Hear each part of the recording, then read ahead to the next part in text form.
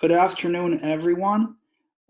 This video recording, Zoom video recording, will deal with the new topic of how to balance chemical equations that involve fractional coefficients, and with how to balance chemical equations involving the combustion of alcohols.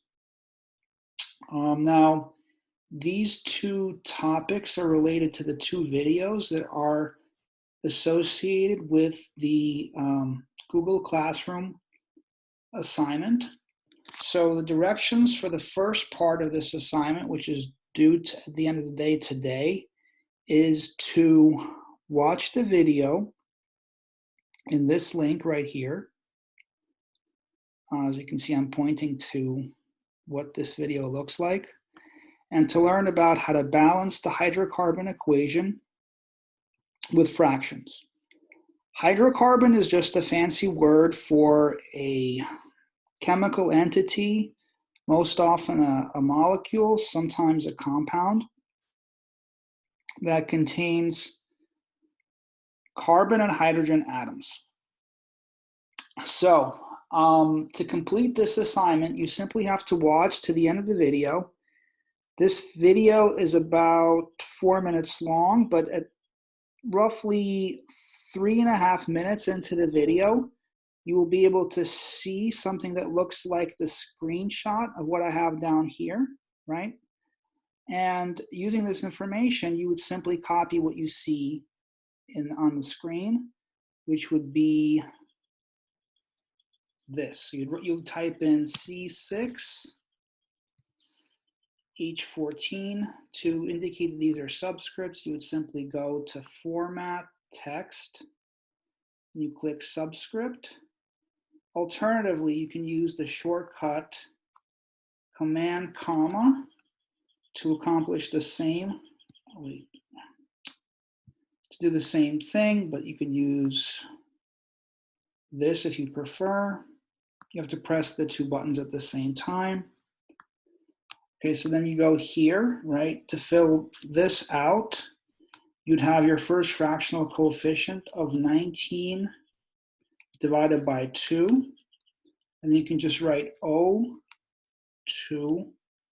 This 2 would become a subscript. So you go to Format, Text, Subscript, right? So then the next thing would be, all right, you took care of the reactants. You copied down the reactants, but now don't forget that you also have to write the products, right? This reaction has both a product side, which is the right side, and the reactant side, which is the left side, and the arrow, which indicates the reaction. So you're going to have to write this out here, right? So you can write this here. You took care of your reactants, right? The reactants are the things that you start with. So as a metaphor, you can think of these balanced equations as maybe recipes in the act of cooking. So when you follow a recipe, you start with a set amount of things that are the raw ingredients. So let's say a person is making chocolate chip cookies. Let's say the C6H14 is the dough. Let's say these oxygen atoms are the chocolate chips. These are the things that you start with as your raw ingredients. The arrow indicates the cooking process, so possibly putting those ingredients into the oven. And the products would be the chocolate chip cookies and maybe some with the baked chocolate chips inside the cookies. So here, the products, as you can see in the video, you just have to copy down. For this task, you simply copy down what you see in the video at roughly 3.5 minutes into the video. You would write, now you copy down this right here, right? You're doing the 6CO2, you're simply copying this. You write 6CO2. You want to indicate this as a subscript, so you're going to go to Format. You're going to go to Format, Text, Subscript, right? And then you want to make sure that you indicate the other product, which is the 7 molecules of water. Molecules are chemical entities where atoms are linked through covalent bonds. These bonds could be either polar covalent, slightly polar covalent, or non-polar covalent. Please be aware of the fact that water is capable of hydrogen bonding, and so are any other entities that involve bonds between hydrogen, fluorine, oxygen, and nitrogen. So we're just going to make sure that we do this. We're going to use the subscript. So at this point, we're done. Half of the assignment is done. This is your final answer. This is what I expect everyone to write, right? You're simply carefully watching the video, taking notes, and then copying down what the final answer is. This is done to introduce the topic of using fractional coefficients when doing these types of problems. Now, you might ask, well, how do I balance this out if I'm to do this, if I'm going to balance this equation out? So let me just repeat what the video did if you like.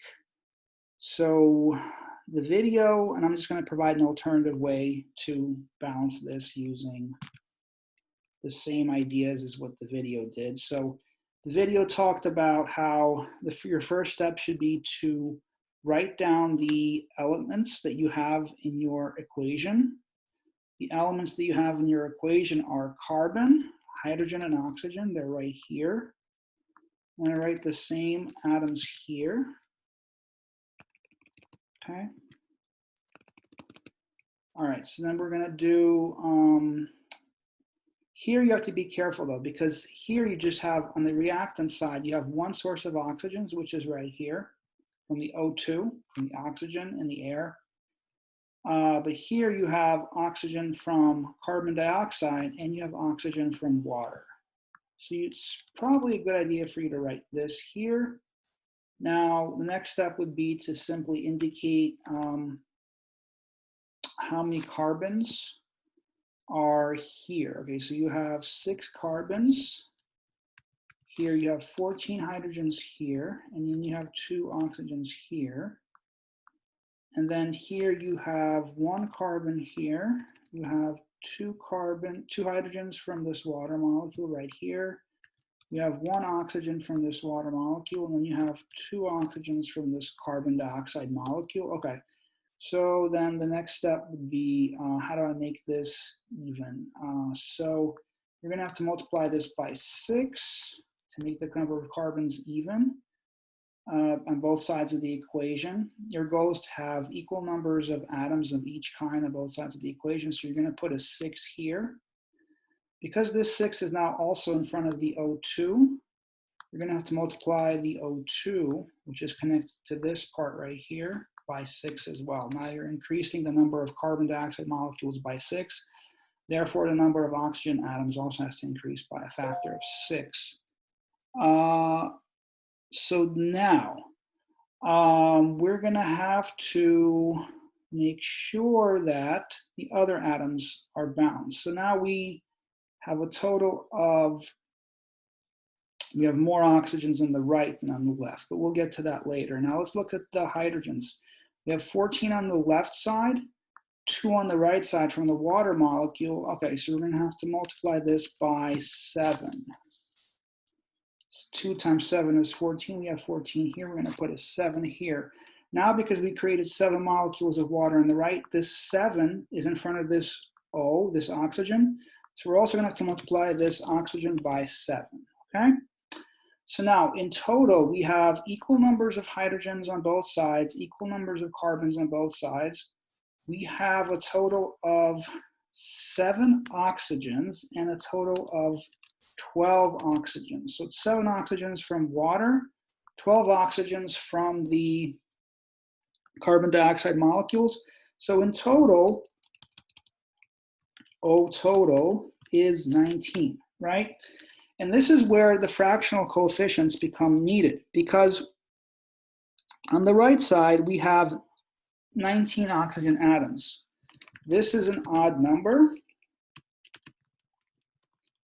but on the reactant side, we have an even number of O atoms. Therefore, fractional coefficients may be used, right? So it's impossible, unless you use fractional coefficients, to multiply this number by something that will give you an odd number, because an even number times another whole number will not give you an odd number. So how do we get around this problem? Okay, so in total we have 19 oxygen atoms here. Okay, here we just have 2. So now the question is, what number can we multiply this 2 by to give us 19? And when we go back to this video, right? Go back to this video, we can simply write 19, multiply this by 19, and then divide it by 2, right? Why does this work? Because 2 times 19 divided by 2, right, will involve the cancellation of the 2 in the numerator and the 2 in the denominator to give you 19, right? And that will be equal to the 19 here. Therefore, you can simply write 19 divided by 2 here, and you're done, right? This is the advantage of using fractional coefficients. You can very quickly balance the 2 sides of the reaction, which have odd and even numbers of atoms. In this case, you have even numbers of atoms of oxygen on the left, odd numbers of oxygen on the right. And as the video says, if you want to go from fractional coefficients to whole number coefficients, you simply multiply everything in this balanced equation by whatever number you see in the fractional coefficients or the common denominator of the fractional coefficients if there's more than one fractional coefficient. So to accomplish this, you simply, if you like to use whole numbers rather than fractional coefficients, you simply rewrite this, multiply everything by 2, and you would get 19O2, 12CO2, 14H2O. That's also a balanced chemical equation, and that's also correct. But again, your goal is to copy this down, right? This is the correct answer, what I just highlighted in bold here, because your task is to copy down the equation with fractional coefficients, right? So this is what you have to write. It's very simple. You simply watch through 3.5 minutes of the video, and you write this down in your Google Doc or in a separate piece of paper, and you send that over to me. Very important you submit these assignments. Now let's move on to the next part of the assignment. Again, so what do you have to do? The directions are simple. You have to watch the video that's in this link. This is the second video that you watch. You simply click on this link, you watch this video. And then you learn how to balance equations that involve the combustion of alcohols. And there's no fractions here, so you just write down what the balanced equation is at the end of the video. So you watch this video for about 2.5 minutes. You just spend 2.5 minutes watching what this person does to balance the equation in the video. And then you write down what their final answer is. And so your job is to write down the final answer into the spaces below. So to get full credit, that's all you have to do. You just simply write down what the balanced equation is. So let me do this with you. So you're gonna have to write down the alcohol. I actually wrote this down here for reference. So you simply copy down what you see here. I copied this down, right? But now you're not done. You have to make sure it's balanced. So you're gonna have to put a 3 here, because there's a 3 here in the video, right? So if you watch through 2.5 minutes of the video, you're gonna put a 3 here, because that's what the balanced equation is. You're gonna put a 2 here, because that's what the balanced equation requires. And then you're gonna put a 3 here. All right, so very important that you watch the video first, that you watch the video to the end of the video, which is 2.5 minutes into the video, and that you copy down what the balanced equation is. So this is your final answer. I highlighted it in bold. This is what you're required to do to get full credit in this assignment. Right? This is an alcohol called ethanol. If you burn it in oxygen, you're going to get 2 molecules of carbon dioxide and 3 molecules of water. The combustion of 1 molecule of ethanol will require 3 molecules of oxygen. Okay, so now you might want to ask me, well,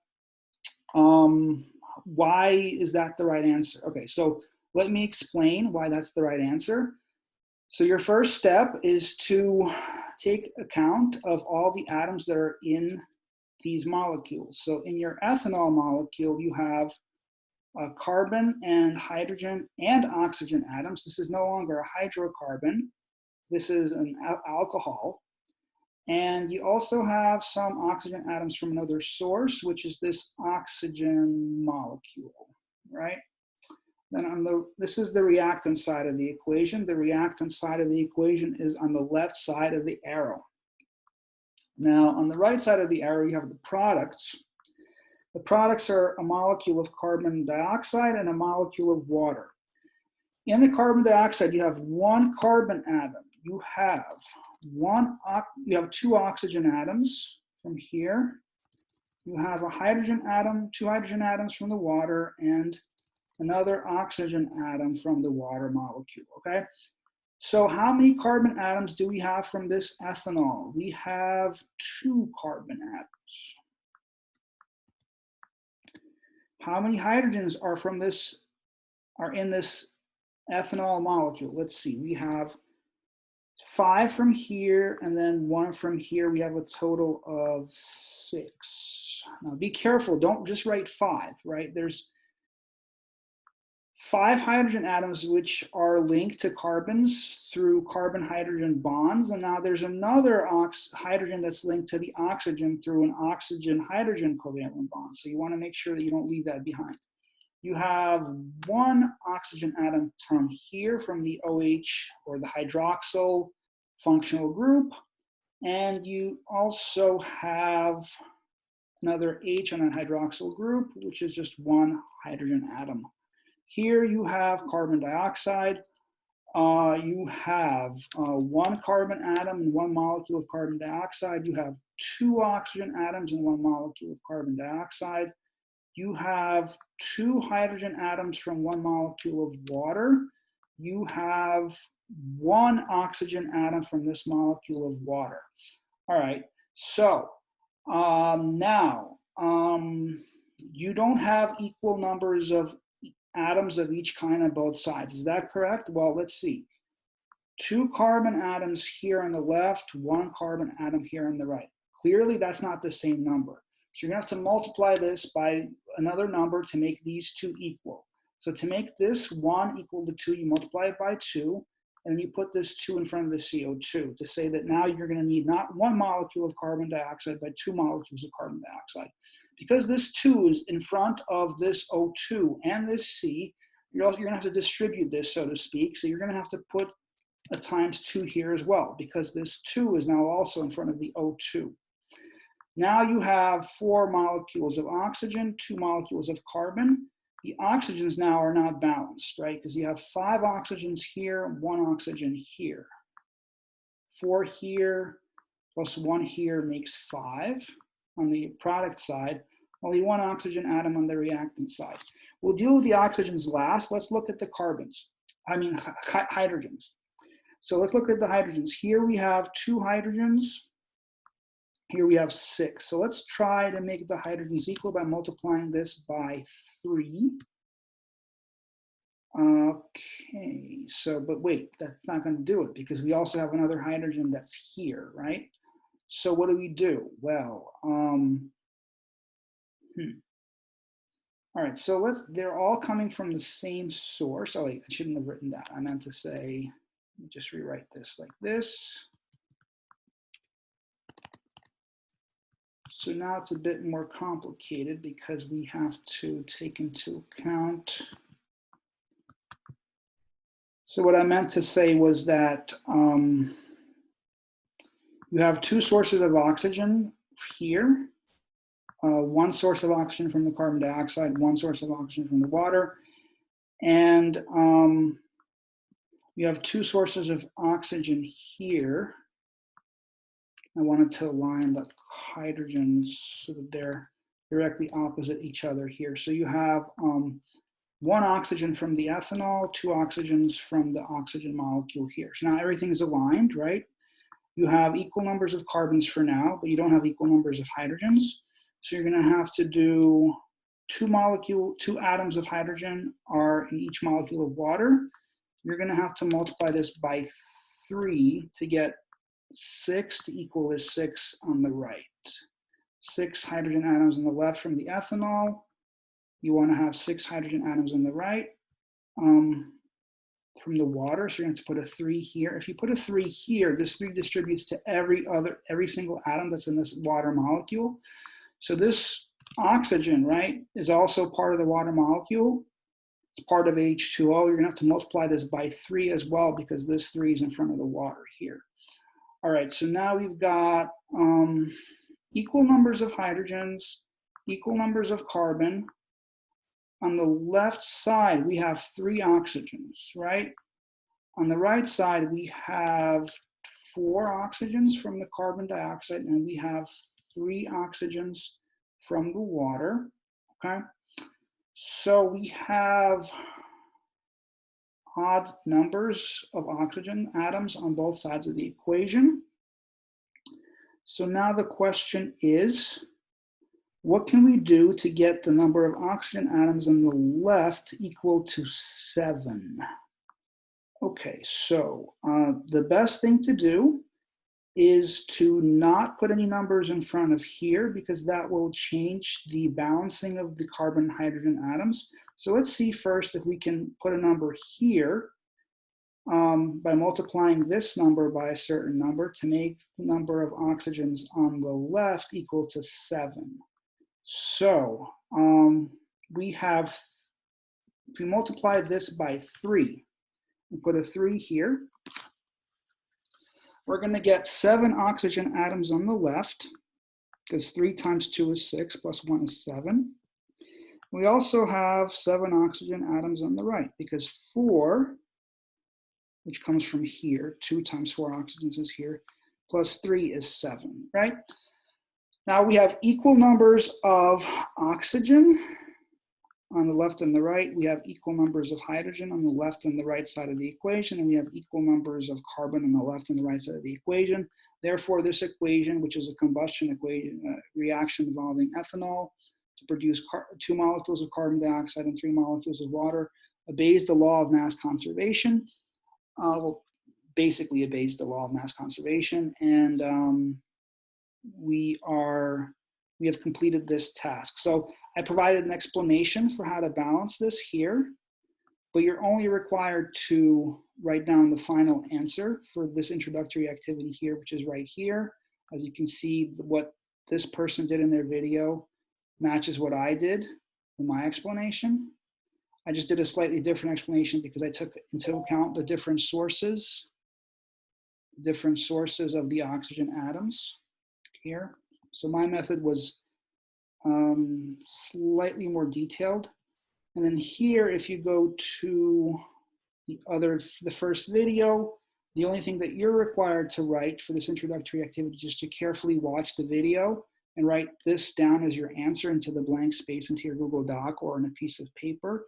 And if you would like to follow my explanation, this is my explanation, which I provided. First with the fractional coefficients. This was my work. The fractional coefficients were justified because there was an odd number of oxygen atoms on one side and an even number on the other. To reconcile that with one set of coefficients, you need to use fractional coefficients. So in this case, your odd number of oxygens was on the left side. To make it even, you had to multiply by a fraction with an odd number in the numerator of that fraction. This was the explanation. If you want to convert from fractional coefficients to whole number coefficients, you simply multiply by the number of the fraction that's in the denominator of the fraction, or you find the common denominator if there's multiple fractional coefficients.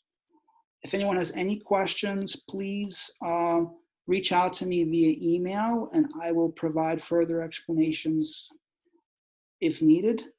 So I'm always available through Google Classroom. I will reply to your email right away.